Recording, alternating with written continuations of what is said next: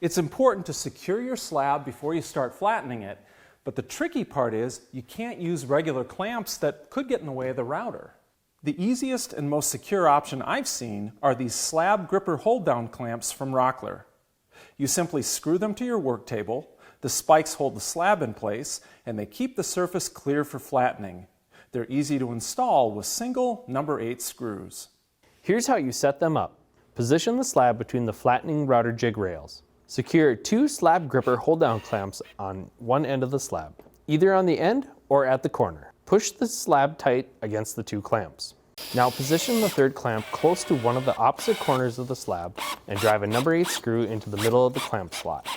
Drive the screw until the front of the clamp is below the slab's surface. Repeat this process for the final clamp.